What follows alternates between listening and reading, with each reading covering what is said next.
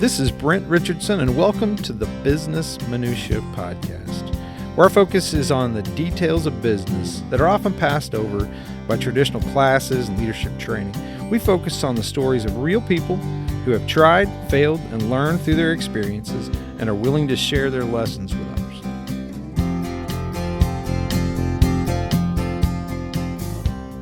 Have you ever wondered what homemade ice cream, storytelling, and presentations to giant rooms full of people have in common? Well, let's talk about it. Let's start with the homemade ice cream. Have you had homemade vanilla ice cream? It's fantastic. Now, maybe you're the kind of person that you like to put cherries and strawberries and peaches and stuff like that in yours. God bless you. I'll pass. I like just traditional homemade vanilla ice cream. I like the process of making homemade vanilla ice cream.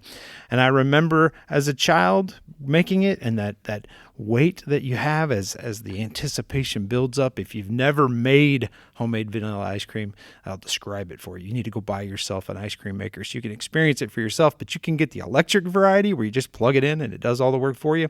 But maybe you're like me, and as a kid, you had to do it by hand, and we had to do it with a crank, manually churning the mixture that you put together, and it's got this ice and salt mixture concoction that sits around the container, and you just churn and you're smelling ice cream and you just can't wait. I remember a few years back, my wife and I being at my mother's house, and we were making homemade ice cream. It was a warm summer day. I'm sure there was watermelon involved. It was a good experience. We enjoyed our ice cream, and then I got to watch something truly amazing as I observed my mother taking the salt and ice out of the ice cream maker and rinsing the salt off of the ice, and my wife and I looking at each other like, what in the world is she doing? How would this ever connect with storytelling and presenting to a large room full of people? Well, you have to listen to the end of the episode, and I'll tell you. My guest this week is a very unique friend. It's someone who knows me maybe as well as anybody on the planet other than my wife. And he has taken his passion for adventure travel and converted it into an incredible nonprofit organization. Now, at his core, Shawn is a storyteller, and he's taken his ability to connect with people through words, through personal story and experience, and impacted thousands of lives. Across the globe, he's led people into remote locations into their own incredible experiences. Now, you can find more about Shawn at wondervoyage.com or at his personal professional storytelling website, shawnsmallstories.com. Now, if you're interested in how storytelling can impact your career, your personal brand, how you communicate on a weekly basis, this is the episode for you. Please welcome my good friend, Shawn Small.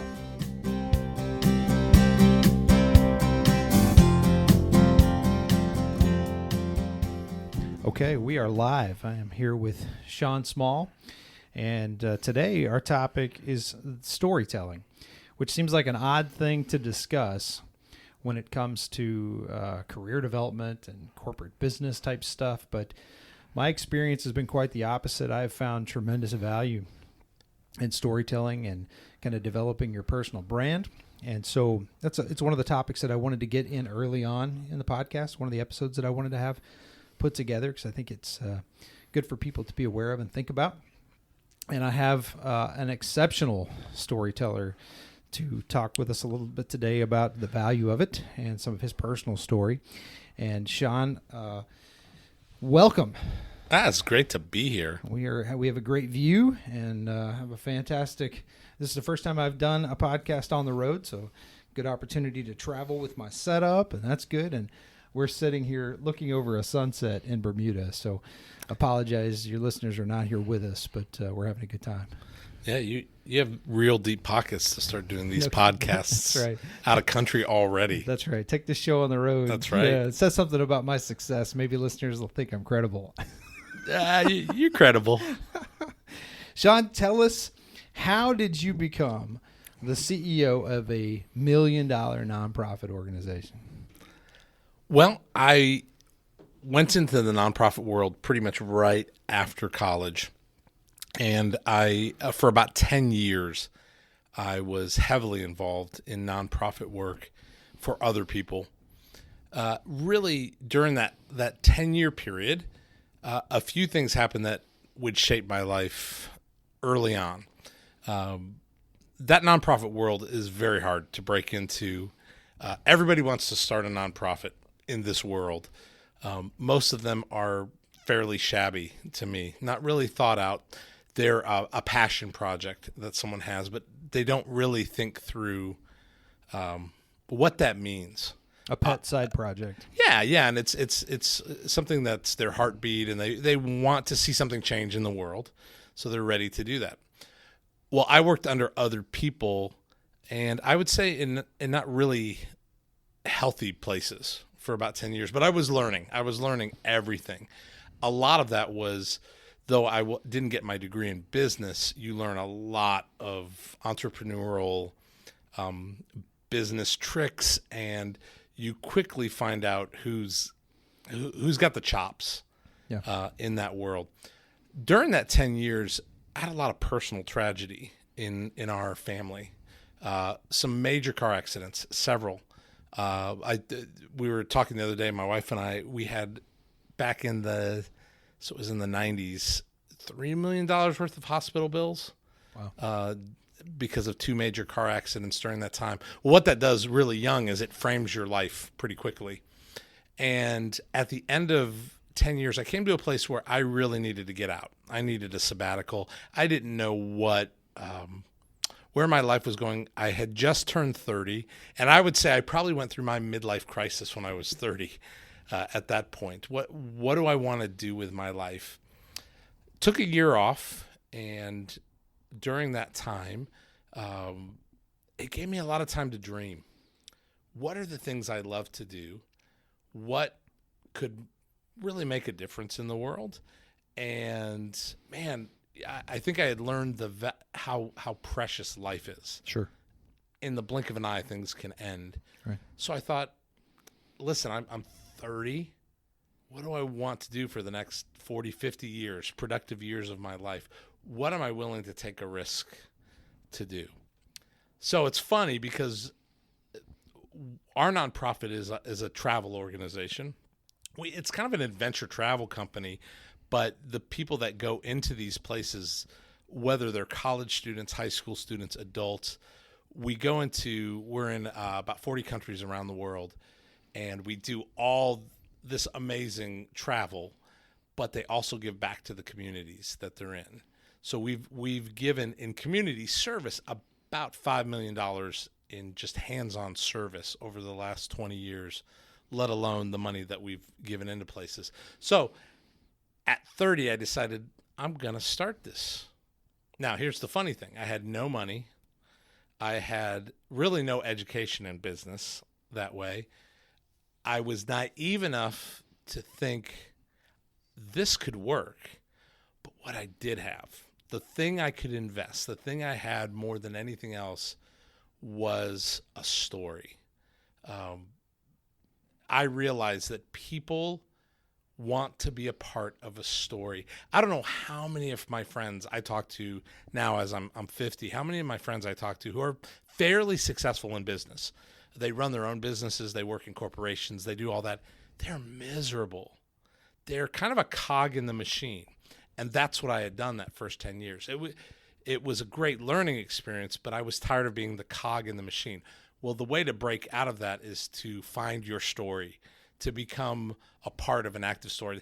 That's why we escape to the movies, right? We escape to, for a couple of hours, become a part of somebody else's story. Sure. That's why we read great novels. But I thought, we don't have to just fantasize about that. Why aren't we living great stories? Yeah. So that's the one thing I had. And because I had no money, I had nothing to lose. Yeah. And I had three kids at home. I had, my wife was very supportive, but when you have nothing to lose, you can risk everything because there's not much to risk. Sure. So we started with a pretty simple dream and battered our way through it for about 7 years. At one point I was working a side job 30 hours a week, and then I was spending probably 40 or 50 hours for the first 5 years establishing this organization I often tell people, my salary the first year was $6,000, and it went up in $6,000 increments. So by year 7, I was finally making $42,000 a year, and this is in 2006, 2007. Yeah. So I wasn't making a lot of money. I was doing this because I loved to do this. Painful scraping by years. It was painful, but I loved every minute of it. I look back and a lot of tough times, but I absolutely loved it because the dream that was in my heart, we were actually seeing people go out and find their story, become a part of that story. Yeah, what's awesome is I knew you at that time, and I wouldn't have known that there was any pain. Yeah, any challenge.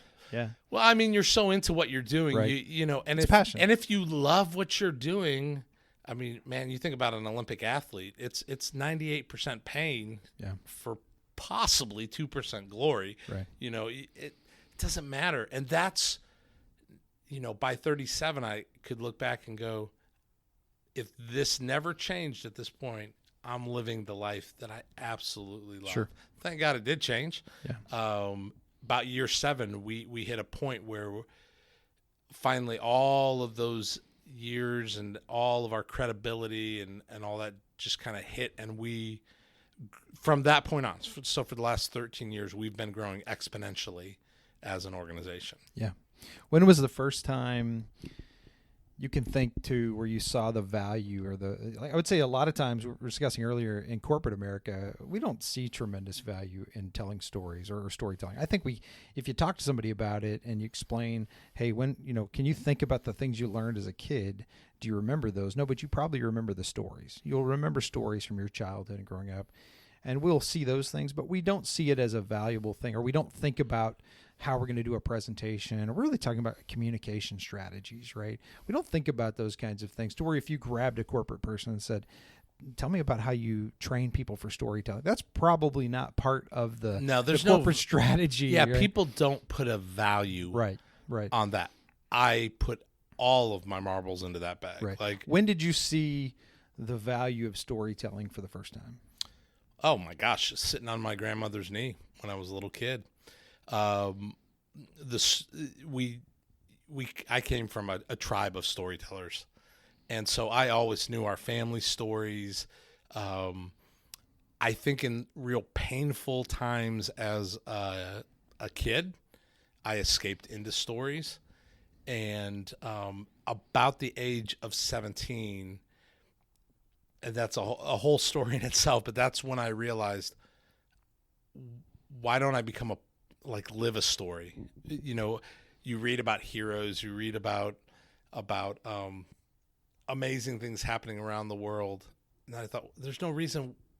I mean, people have done this. So that's when I think I first started to put that into place.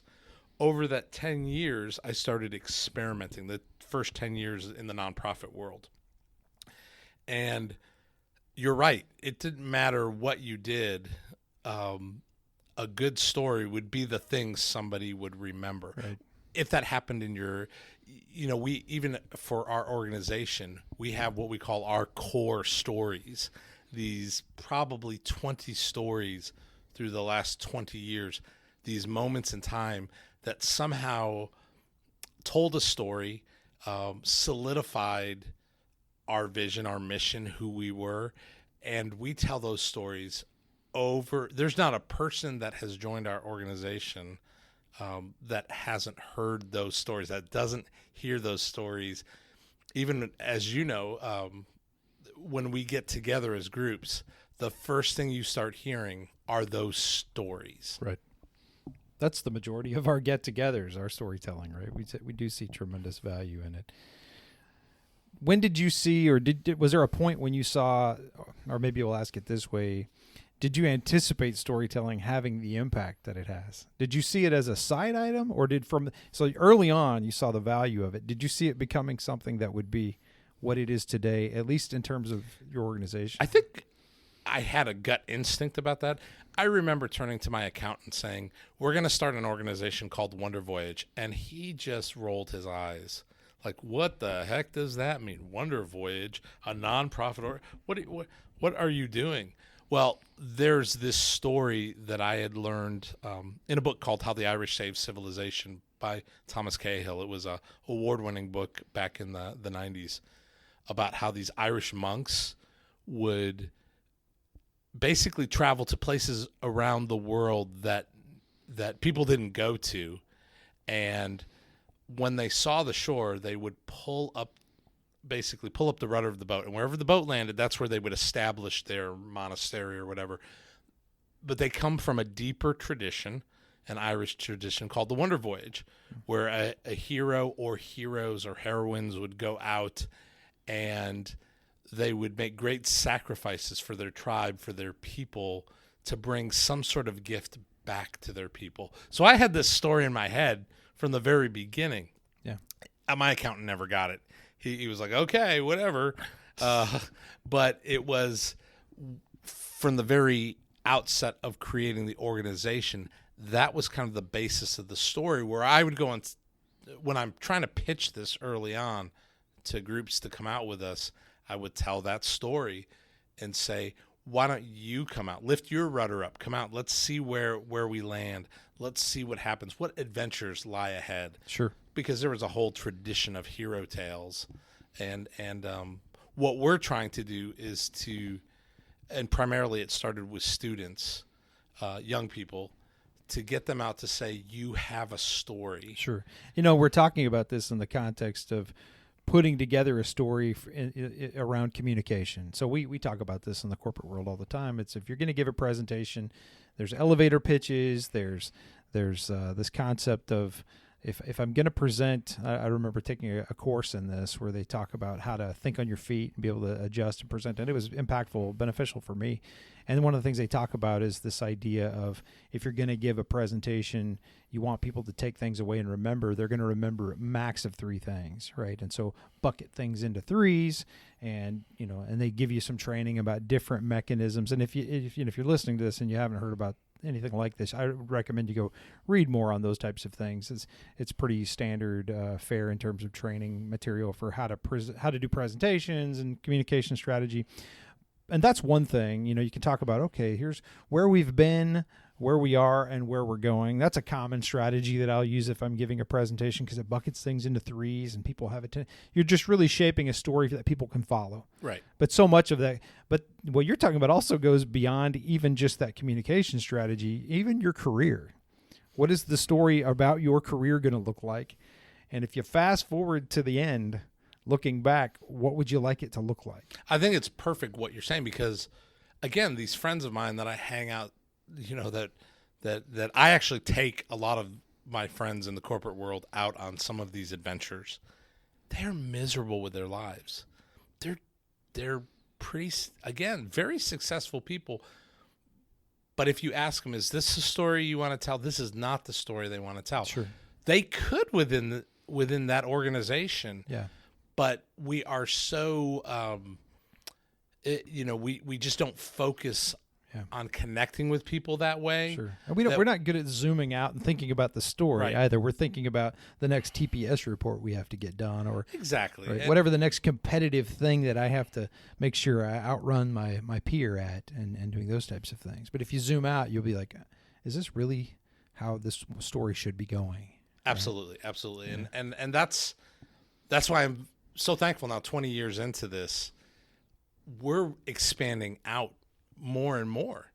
You're very involved in this process with us, but we're finding that longing. So as humans, we have a longing to be a part of the story. We have a longing to make a difference in the world. We have a longing to find those things of passion within us and to act out on them. We actually have to educate ourselves not to do that. And that's very easy to do in the corporate world and the nonprofit world when it's all about the bottom line. Yeah. My thing is, you can still meet the bottom line, and if you can be engaged in that bottom line as part of a story. Sure. Even that bottom line can be a part of the story if you're shaping it that way. Absolutely. And it's meaningful for that individual. Everybody's going to have a different story, but thinking about it and zooming out in this context, I think, is beneficial. Let's focus back on the case where, let's say I'm going in and giving a presentation and putting together a story like that. that's also very valuable. And I think it was at least a starting point for me to see the value. Mm-hmm. And then I think right after I go, oh, maybe I should zoom out a little bit more, not just the 3 points for this presentation. What do the 3 points of my life look like? So that's valuable. So if you're listening out there, you should be thinking about this and draft that out and think about and wrestle with yourself a little bit about what that looks like. So that's what I'm hearing from your story. I would say this, whatever we're doing, whatever our whatever company we're in, wherever we're at, we're trying to become a part of other people's stories. Sure. The majority of our focus to be at the level we're at is because we invest a lot of time in our people, right? We invest a lot of time in seeing our people find their place in the story. So we have 30 people that work with Wonder Voyage, and a lot of financial investment goes into that. There are very practical ways that we connect in that way, Sure. but it is a constant reminder that they're vital to the story of this organization. Right. That's where the focus is. And that's where I find with a lot of businesses, people don't focus on their employees that way. They don't focus on their staff. They don't think in terms of bringing people into the story of the company. They think in terms of, let's get some money. Let's make some money. Right. When we started focusing on our people, and this year, as an example, it's our 20th year, we've probably dropped $70,000 in celebration this year. I've took my staff to Cuba. 30 guides who lead trips, or 20 went to Cuba, and for 5 days, I gave them the adventure that models what we hope they're doing with other people. We meet annually, and there is training involved in meeting. There's very practical things that we have to do, X, Y, Z, things that we have to do for due diligence in risk management and all of that. But everything is anchored with the story of the organization, why we do what we do, how they're a part of that. This year, we abandoned all training, and we took time over 3 days. I think, what did we take? About 15, 20 minutes per person that we would stop and tell how that person helped shape the organization. Mm-hmm. The benefits of that to this organization will be decades of people involved, because they realize I am vital to this thing. Now, the natural then flow is that they give that out to others. Sure. And then more people have these amazing trips, and they tell other people about their amazing, you know what I mean? There's going to be this residual effect of us growing as an organization because we focused on our people. So it's interesting. So you look at the 30 different folks in the organization, and if I go back in time, the first time I interacted with you, it was that this is a great storyteller, this individual, okay? And so you're a great storyteller, and it came out in our adventures and travel and everything else. And then you fast forward to today, 20 years into the organization, and you've got all these other people who in their own right are storytellers, right? Very different personalities. They all have their own style. Everybody's got a different one, which goes to my next question, which is there's folks out there that say, yeah, but that's not me. I'm not a storyteller. So maybe you'll start with this. Do you observe a difference between, there's great speakers, there's, great teachers, and then there's great storytellers. And there may be another category, but those are the three that I can think of. I think of speakers in terms of inspiration. Yeah. They're inspirational people. They'll get the rah-rah going, and that's good. Teachers will give you more practical insight on how do you do whatever this is that you do. But every person, I'm convinced of this, every person is a storyteller. Some people just have the gift, and they can go 20 minutes. I've watched you do it. I've watched you go 20 minutes telling a story that connected, telling a story from your childhood that connected to English history or wherever. I've seen you do that. We have other people in the organization. They're 2-minute storytellers. They've got a couple of minutes, but they're gold. Yeah. And it doesn't matter. I think it's more about them understanding where they're at in that, and us working hard to help them pull that out. And a lot of it is just thinking through. It's practice. Sure. it's like anything else, telling a story. There's a confidence that goes with it too. Like as you mentioned this, I'm thinking I tell a lot of other people's stories. It's if I hear a good story, and we'll talk about that in a minute, but if I'll tell somebody else's, and some of my favorite stories are people who I've heard them tell me, I'm not a good speaker, I'm not a good storyteller, that's not me, like that's this person, and then I'll listen to them organically as we're sitting around by a fire, and I'll be like, dude, that story is fantastic. I know. And I've used it so many times. I'll immediately tell them, hey, you don't like that story, but I'm going to steal it. I'm using it, and I need your permission, right? So, yeah, absolutely. But we are natural storytellers. It's just finding where you fit within that process. Let's say in terms of an organization. Again, even when people are pitching things, I've noticed the pitches that have a strong core of storytelling, not just here's the 5 ways this is going to make your life better, but who come and say, here's how it made my life better. Right. It goes a lot farther, right? Yeah. It's finding that, and we have worked hard to do that, but you have to give people opportunities, right? Sure. Just around, like you said, around a fire. We are a scotch and cigar kind of group, a lot of us. And, man, we will sit around a fire just learning about people, just hearing these stories, exactly what you said. And I'll be the same, like, can I use that story? Yeah. Or you need to tell that story. I think I told that to you. I said, there was a story you told me one time when we were on a trip, and I said, you got to tell the group this story. And it's turned out to be kind of a major story for our organization. I'd never told it, and I've heard that from my wife. Even that story is gold, and I just never thought about it. We invested a lot of money and actually made a film about that story because it was so good in painting the picture of what we as an organization want to get accomplished. Well, that can happen anywhere, for any organization. And folks listening have those stories too. Right? Every one of them. Everybody there does, and you probably don't even recognize it. So I think practice, or having an opportunity to go practice, and a campfire is a good spot for it, right? But everybody's got some place like that where they can go and get that practice. I think translating that, and the people probably do, translating that into corporate or into their job is something that they don't often think about. I think for myself personally, when I merged those two together and didn't have this delineation, it was way better for me. Hey, let me ask you a question then. In your world, how often is storytelling utilized?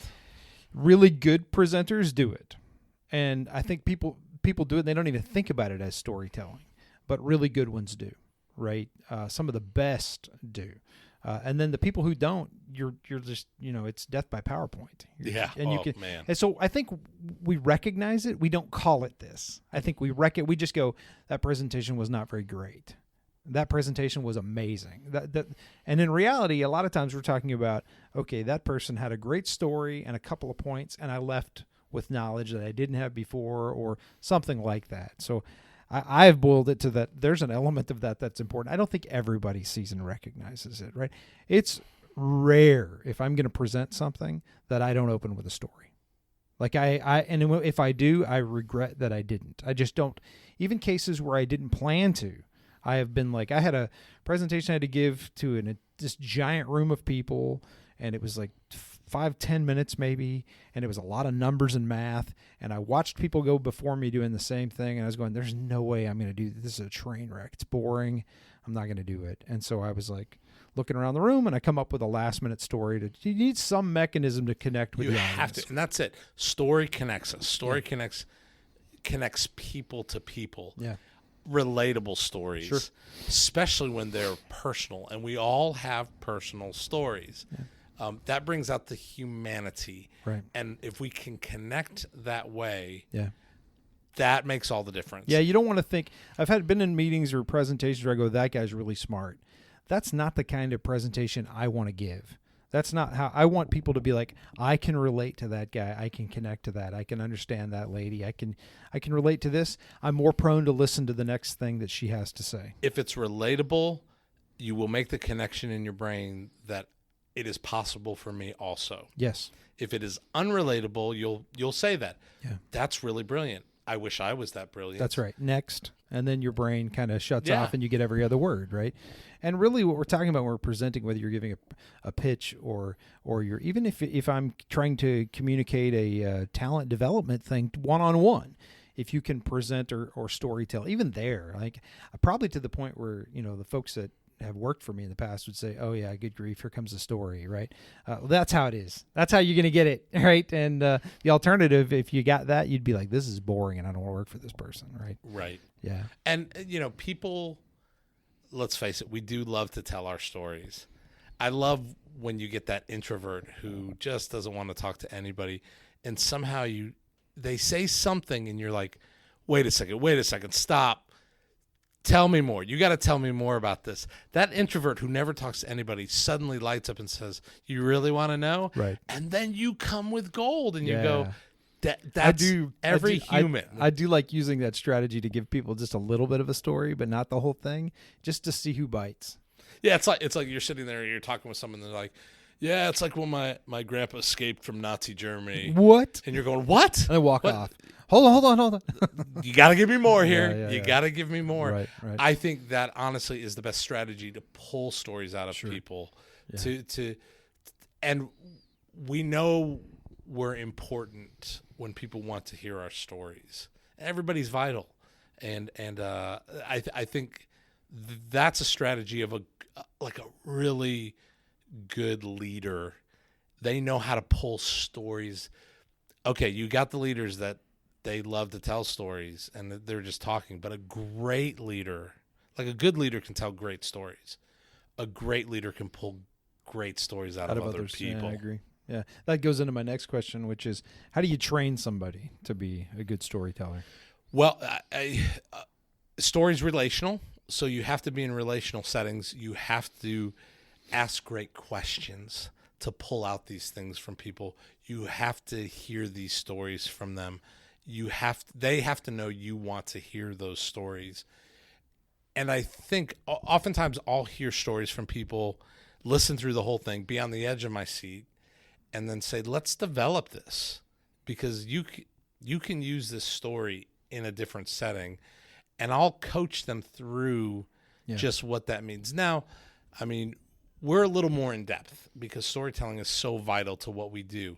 But I think in any setting, you can sit and say, I would love you to share a 3-minute version of that. Let me help you through what that looks like in our next meeting. So in the corporate world, that would look like a trial run of something. Absolutely. Right? And I've had that before. I've even had cases where I would be telling a goofy story, laughing, and about like a presentation I had to give, and then joke a little bit about a story associated with it, only to have everybody go, that's good. Tell me more about that. Now, isn't our greatest stories are when we tell our blunders? Yes. As leaders, when we say... Well, humility is approachable, right? I mean, Wonder Voyage, the first 10 years of Wonder Voyage is just an encyclopedia of mistakes that were painful at the time, that are incredibly funny now.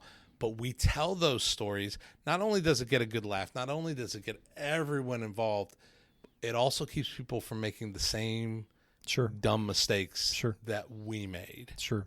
Yeah, I will do a lot of humbling, self-deprecation is a good way to connect with people too, right? Because that's one common thing that we all can share, which is we all screw up, sometimes really royally. And those usually that's interesting too, is because I think sometimes we don't take risks, and do something crazy, but those are the things that generate a great story. Absolutely. And then it's a matter of finding those great things in your life that you've done like that, and then tying them into a topic that makes organic sense with what you're presenting. I think that's important too, right? Just coming in and talking about your grandma and sitting on her knee and stuff when it doesn't have context with, if you're trying to sell widgets, you better connect it. Otherwise, people are going to just think But I think you're right. Off. I think that's part of our job as leaders, is to help them connect that great story. Sure.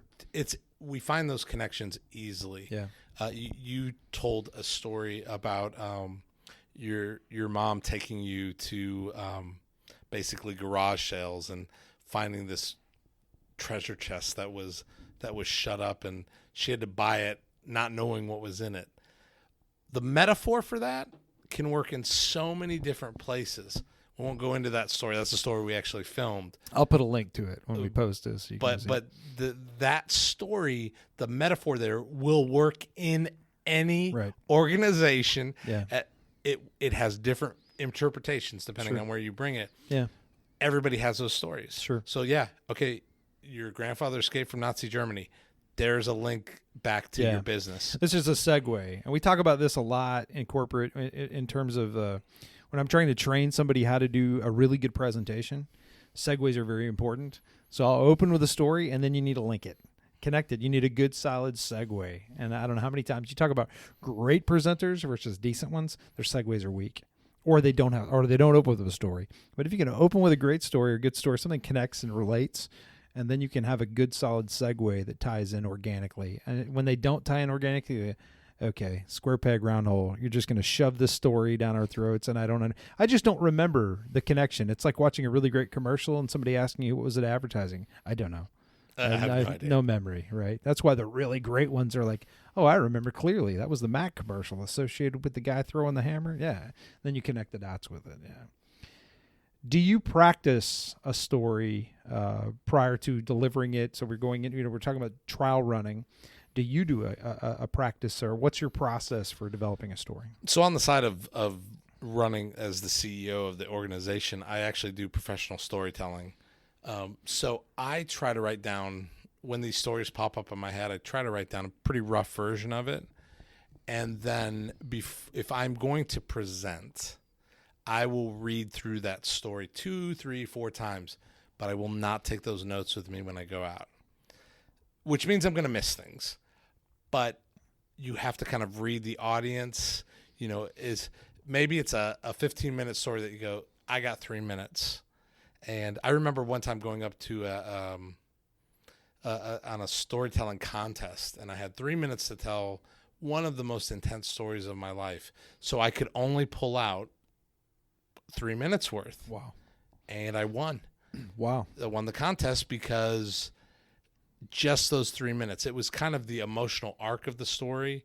But if I was really going to tell it, it would be more of a 20-minute story. So, yes, I read and read and read, but then you have to kind of read your audience and where is this going to go? Is this going to hit? So you use the term arc of the story. What do you mean? So a story always has to have conflict in it. You basically are starting, just a basic structure of story is you're starting with a hero who is trying to right the world, but there is going to be some sort of immovable object in front of that hero to keep them from that and they're going to battle and battle and battle. This is the same structure of any movie you've ever seen. Rising action. Rising, and then about 2/3 into it, climax. Something happens. Well, it's not the climax. You come about 2/3 into it, and then something happens that it all falls apart. Yeah. And conflict. The conflict hits, and then there has to be the working out of that conflict, and there has to be a resolution to that story. That hero has to have grown in some way. It could even be a tragedy, but there has to be a growth internally in them. So when I talk about the arc of the story, like that particular story, I literally just pulled out the conflict. Yeah. Which was about 3 minutes long, but it worked. It was enough to connect with people that Sure. they understood. Yeah, 3 minutes. What was going on. That's tough. That'd be difficult. Have you ever been mid-story, and I'm sure you have, but tell us about a case where you've been mid-story and it's just not landing? Dude, the worst ever was I was speaking in. How do you tell? This is such a failure because there's no redemption in this. I was in front of about 300 people, and I was talking about tragedy, but it was supposed to be funny, like funny tragedies. But I did something really stupid. I collected cards from people, like, what's the worst tragedy you've had in this area of business? And before I went out, I started. So this is supposed to be like a comedy thing, funny things that are happening. And I read these cards about in their business how they flipped a company van and people went to the hospital, and affairs with the boss, and these somebody in the company shooting somebody else. Yikes. And I freaked out. So I got 300 You're people. expecting lighter. Oh my gosh, I had 300 people sitting there, and I knew within 7 minutes it wasn't hitting. This is what's embarrassing is I sat there and I watched people, probably 50 people in 7 minutes, get up and walk out because I was so nervous. It's too much cringe. I couldn't do anything. I was sweating, and I was like, would it be worth faking a heart attack? Like, I could just fall down to the ground. How can I get out of this? Fake a heart attack, have, them come in and take me out in an ambulance, but then I would have a legitimate reason why I sucked so bad. It was a conference for 17 years of my life. I wanted to be a speaker at this conference. Oh, and in man. 7 minutes, in my hour-and-a-half session, it all blew up, and I just actually had to stop and apologize and let everybody go. Oh, man. That's brutal. What was great is I sat down with a bunch of other people who had spoken, and we sat around smoking cigars and drinking scotch, about 20 different people, and they were like, let me tell you when that happened to me. Oh, yeah. Everybody And can relate. Everybody started telling their failure story. At the end, though I had felt terrible, what that told me is, okay, I'm a human just like everybody else. Yeah. And I walked away a better speaker. Sure. Learning lessons. Right. Because people were willing to sit down with me and say, let me share my failures. And man, we laughed for 2 hours of just people way worse stories than me. Yeah. Like things really bad. Yeah. And I was like, I'm learning from this. Yeah. And so did everybody sitting in there. So there are those moments, that you can turn around. I've had cases where I had to tell somebody else's story and I didn't want to. And I don't do that anymore. I learned that lesson the hard way, right? I've had cases where somebody wanted me to present something. Well, first of all, why? You present it. Why are you asking me to do it? That doesn't make sense. But I was young and naive, like, okay, the vice president wants me to, I'll tell the story. Only to have senior executives in the room grab their phone, like 30 seconds in, right? And I'm like, all right, something's not landing. And then the top person in the room saying, like, I don't know why we want to do this at all. I'm done, and I'm on the first slide, and this wasn't even the thing I wanted to present. I had 3 other items that were way cooler than this, but I can't go anywhere. I've lost the room, and I'm done. It just happens, right? It's and that is a big that fear is what keeps people from telling their stories. Sure. But it's so rare when it happens, and it does happen. I mean, sure.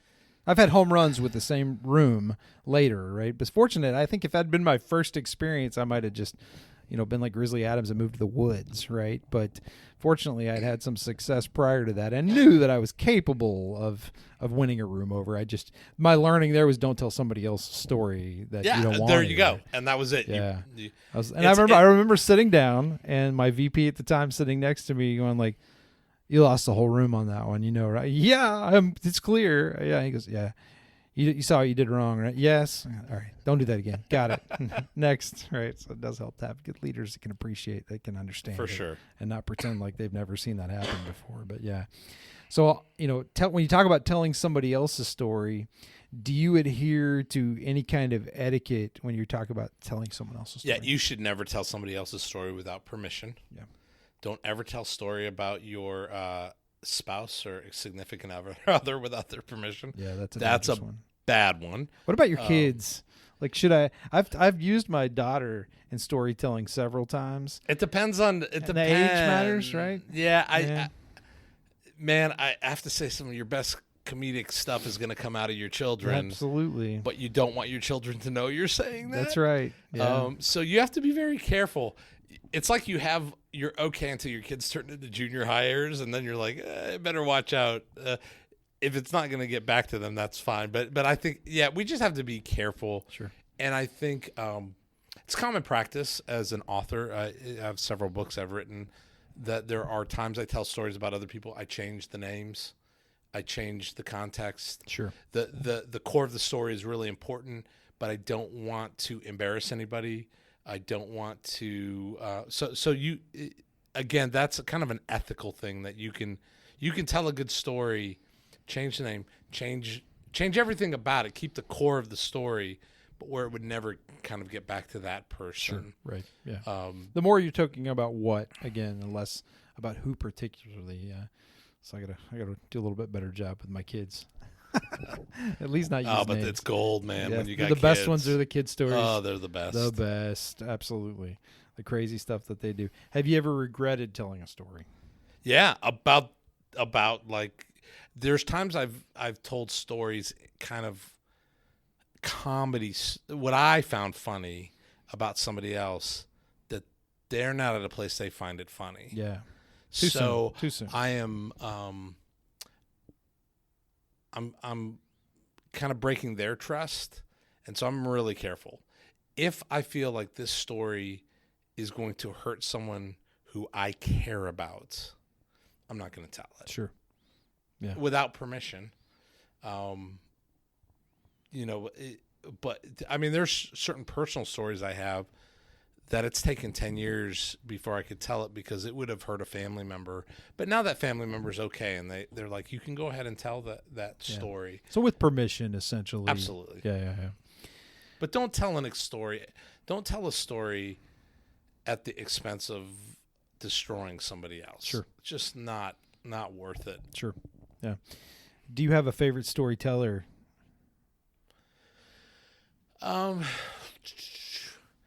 My favorite storytellers were like my grandfathers growing up, my grandmother. It was people in my family that told us these stories about our family. The last 10 years of my grandmother's life, she really went into depth about things I don't think anybody else in the family knew about. And I would just be on the edge of my seat. But I do, there's a few comedians out there like Mike Birbiglia, Yeah, I love who him. can tell a great It's fantastic. story.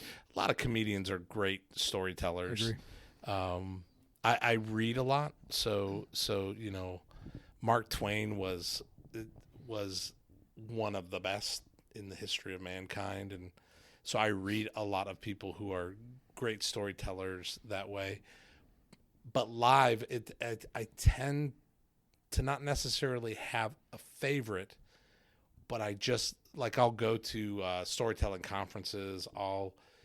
I just want to hear people, and it's the people I don't expect that maybe will pull out a story that will impact me the greatest. So, Do you have a favorite story to tell? for me, Yeah. let's maybe a story in context of what we're talking about. So 10 years into Wonder Voyage, we'd taken the turn when we were about 7 years old where things just hit and we started growing exponentially. And that success was almost our downfall. So by year 10, we're fairly successful, but I had moved from innovation and storytelling into more of a practical, this is how we do things now, kind of ABC. I had lost my edge. And there were dreams I had, but I automatically assumed those dreams were, instead of being innovative, it was like, if I just had enough money in the organization, we could accomplish those dreams. So my board sits down with me on our annual board meeting, and they see this in me. They see I'm on the edge of burnout. They see that I have reduced this incredibly creative nonprofit has been reduced now to numbers and ABC and XYZ and all of that. And they sat down with me, and the board said, I don't know how they did this, but they said, listen, Shawn, if a donor came in and gave you $1 million, what would you do?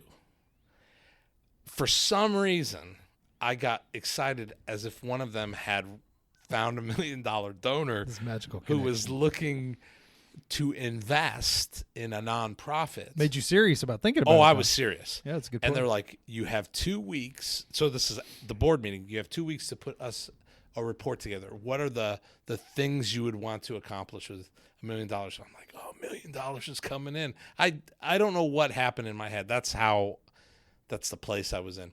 I spent 2 weeks, and I just was like, where do I want this organization to go for the next 10 years? And I wrote a list of 20 things down, really thought through, got back together with the board, and they immediately went, okay, these 3 things, they don't really match the vision of the organization. Take those off. I'm like, okay, I'm okay. $1 million, man, I'll do anything. That's okay. Take those off. Okay, these 2 things that you have down, those are more you, but the vision of the organization. Okay, we'll take those off. So we had 15 things left. Then they turn to me and they go, okay, how are you going to get this accomplished without $1 million? It's like, what? There's no money? Where's the money? I was like, I thought you got, they were like, why did you think that? We never said that. I don't know. I just assumed. And they got me thinking in terms of innovation again. And they said, let's tackle this one at a time. Come on, Shawn, get back to that creative, that storyteller. Let's bring one of these things. Brent, no kidding, in 2 years, without $1 million coming in, we accomplished all 15 of those things in very creative, innovative ways. Yes, people gave up their time. Yes, people did give money into some of those things, but we accomplished those things, and it brought me back to the roots of storytelling and the root of innovation. And now we are $1 million organization a year, which is not huge in the nonprofit world, but we don't think in those terms anymore. We really stick strong to our roots, and we know the next 20 years, we know where we can go, how this thing can grow, and where it can go. Yep. That to me was just a story about losing story and finding it again, and reminding us about that Wonder Voyage. It was like my rudder was in the water, and I was dead set on where I needed to go. And the board said, "Remember how you started this thing, man? Lift the rudder up, man. It's not about that. It's about getting back to the story, to the dream of what this organization is, and about what you're doing." So yeah, we've now we're at the place we never imagined we would be at, and we continue to grow in leaps and bounds. One of the things that I ask everybody on the podcast, and that might have been yours, right? But what's the small thing if you could go back in time? We hear there's all these different self-help books and tons of great podcasts out there that talk about all these great leadership. We could collect leadership axioms and speak about all these great things in as short sentences and blurbs. But what we really try to do is dive into the level of detail, things that you wish, a detailed thing that you were missing. If you go back in time and talk to the 27-year-old version of you or the 21-year-old version, what was that minutia detailed thing that you wish you'd known or that you had to learn that would help somebody else out there? I think I'd go back a little before Wonder Voyage, because I was in an organization that was killing me, but I didn't feel confident enough to leave. And my identity was wrapped up in that organization. My paycheck, of course, is wrapped up into that organization. And about 2 years before, I got fired from that organization. I got fired because of differences that I had in kind of ethical differences of where they were going compared to where I thought they should go. I would go back to 27-year-old Shawn and say, leave now. Yeah. And not go through another 2 years of pain. Yeah. To launch now into this thing that I love. But for the most part, I'm so getting back to kind of the topic here. The great thing about story is story does progress and story does change. And the very things that cause the most pain are the things that can propel you if you get into the mindset of understanding I'm a part of this and this story continues to change.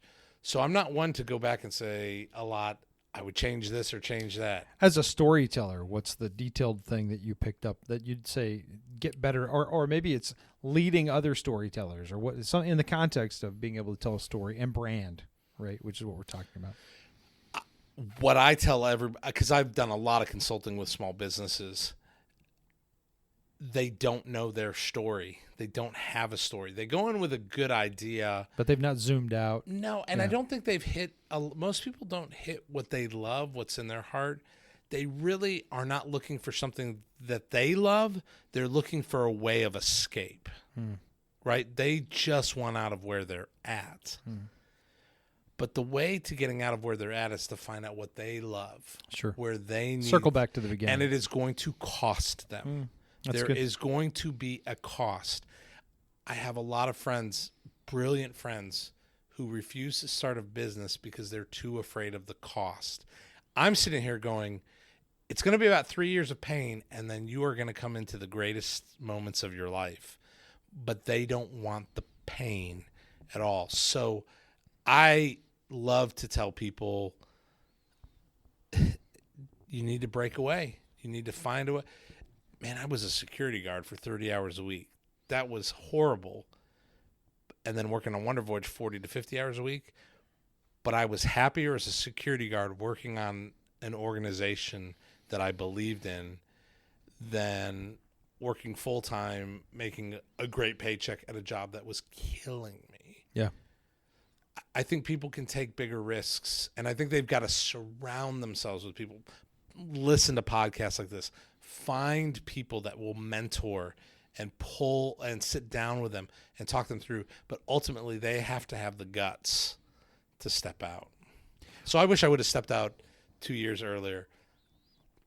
That's in the past. So Sure. Yeah. Well, we got a couple of minutes left. Why don't you give a plug for the organization, talk a little bit about Wonder Voyage and how if there's somebody out there that might have an interest or being engaged or involved in Wonder Voyage, what would that look like? Wonder Voyage, wondervoyage.com is our website. But what we do is we work with churches, with schools, colleges, different groups that want to go out and have an adventure kind of travel experience, but also want to make an impact in the places that they go. So if it's something that someone's, excited about, and they could pull a group together and they say, we want to take a trip to France, or Brent and I are going on an adventure with business people down to Belize. Yeah, it's going to be great. Who are investing their money into an incredible school, the first high school in an area that's never had a high school in Belize, where students are traveling 2 hours in the morning and 2 hours in the evening. So they're traveling from 5 a.m. to 7 p.m.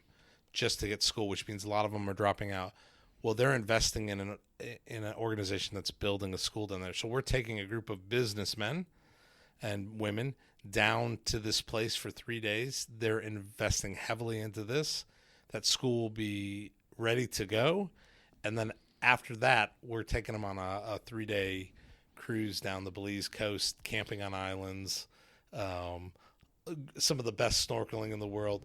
But what we'll do in that 3-day adventure is strategize for the next city organization that we want to invest into. We do this with about 1,000 people a year. Shawn Small Stories is my website for storytelling, SHAWN, Small Stories. And that has a lot of the films I've done. I've done a lot of film work. We pick organizations around the world that we want to invest into. We did a film a few years ago for an organization called Water is Basic in South Sudan. And that film we found a few investors that raised about $25,000. That film's raised about $5 million at this point. So we do storytelling in all different modes. Yeah, absolutely. And Belize and all of these great experiences, part of living a good story. Absolutely. Which generates more good stories. Well, and this started with you talking to people that you work with who are like, how are you living this story? We want to be a part of this story. Bermuda having a podcast. You too can sit in Bermuda. You've had these people come to you and you've said, why don't you become a part of the story instead of just wondering about it? Absolutely. So that's our time, folks. Go out, live a good story, and practice good storytelling. Incorporate it into your PowerPoint. Incorporate it into your next presentation. Open with a good story. End with a good story. Highly recommended. I think you'll find it to be very successful presentation if you can incorporate storytelling. It's one of the things that I would say it made my top 10 list. So this is an important one. Shawn, thanks for joining. Man, thanks for having me on. Yes. Thanks, folks, for listening. Peace out.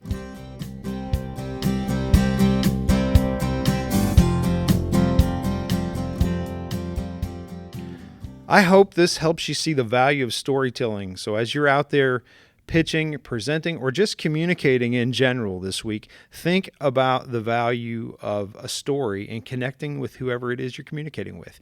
Folks may not remember the 3 bullet items that you want them to retain, but they may remember, or they have a much better chance of remembering the story that you tell, and then find a good way to connect those. Speaking of connecting, what in the world was my mother doing with this salted ice? Well, she rinsed the salt off the ice. She then proceeded to put the ice back into the freezer, and it's at that point that I looked at my wife and realized the iced tea we're drinking tastes a little salty, and maybe for good reason. Now I can understand. Now, how did that have anything to do with what I would communicate in a corporate environment? Well, I was giving a presentation, maybe 5 to 10 minutes. I alluded to it during this episode. And about 5 minutes prior, I realized I need something to connect with this audience. I can't just read slides off. I can't just go like everybody else is doing. I needed something a little different. And I remembered this story, and the presentation I was giving was on reuse, on not reinventing the wheel, on taking advantage of intellectual property that might exist. And so I thought, what better story to tell about reuse than my poor mother reusing ice and rinsing the salt off? And you know what a goofy connection and a goofy story. It's one presentation that I've given, I've had more positive feedback on than maybe any other presentation that I've given. So many people could connect with it, and it turned something that would have otherwise been a very boring presentation into something that even to this day, I have people who will stop me in the hallway and ask me if I've been making any homemade ice cream lately. So folks, I hope this was helpful, useful for you. Go out and think about living a good story and think about storytelling as you connect with people this week. Thanks so much.